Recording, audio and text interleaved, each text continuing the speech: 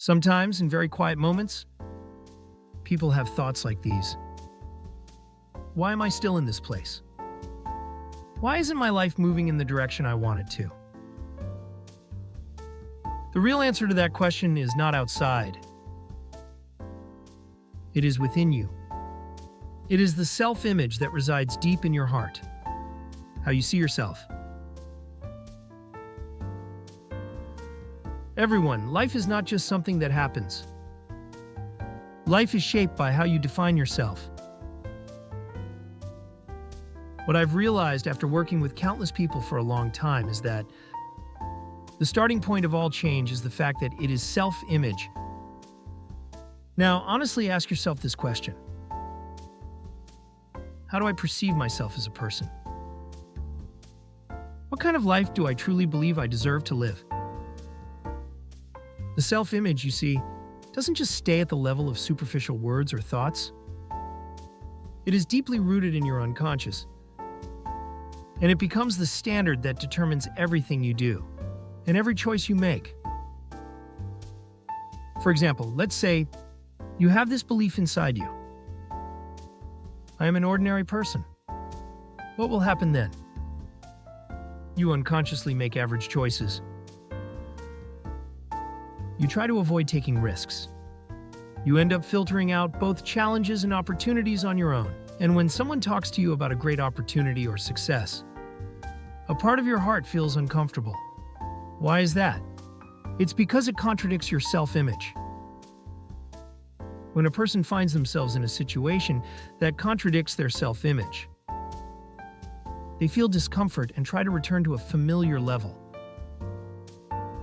To eliminate that discomfort,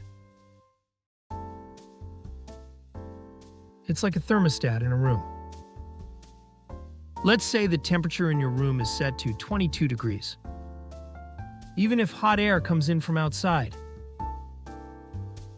and the temperature rises for a moment, it eventually adjusts back to 22 degrees. Life is the same.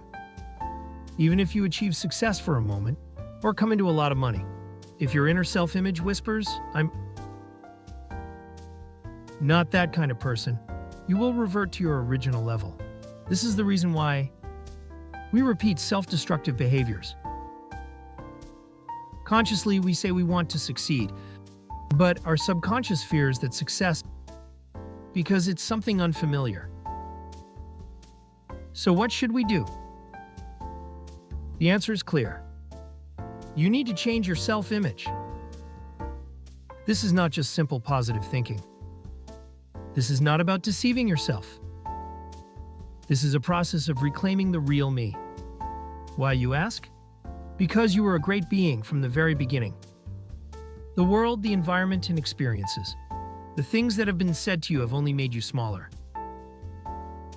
Now, let's go through practical methods we can use to change our self-image. One by one. First, check your own language.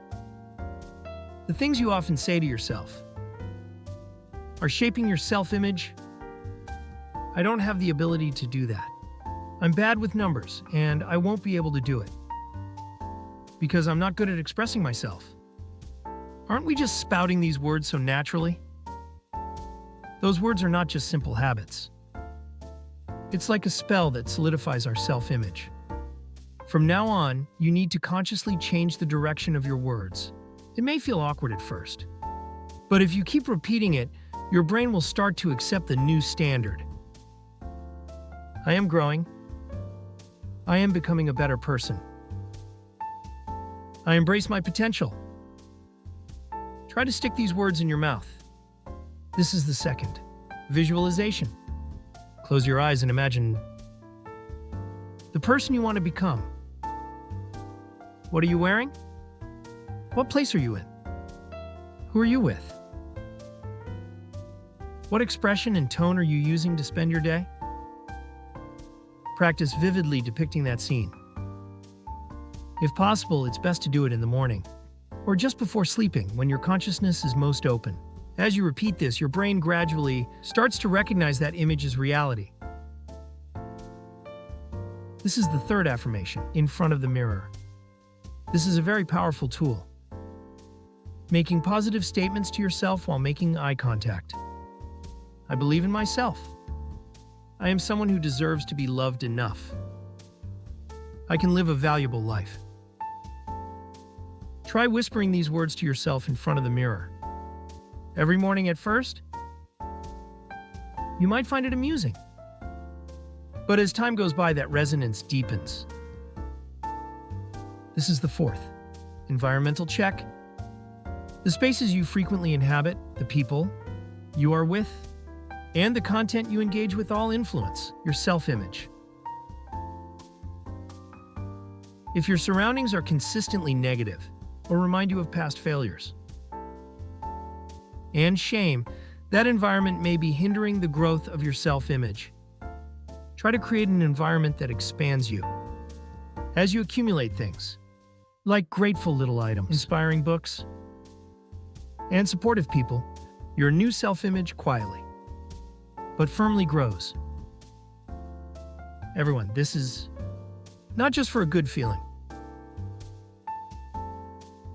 When your self-image changes, your actions change, your choices change, and ultimately, your life changes completely. Because life always moves, according to how you see yourself. Lastly, make sure to remember this. You are already enough as you are. You are a person with infinite possibilities. Life can start anew at any time. In this moment, quietly, say this to yourself. I will now live the life I desire. I choose a new self-image. And just take one step. That step will ultimately become the door to a new world. You are someone who deserves it. It has always been that way, and it will continue to be that way in the future.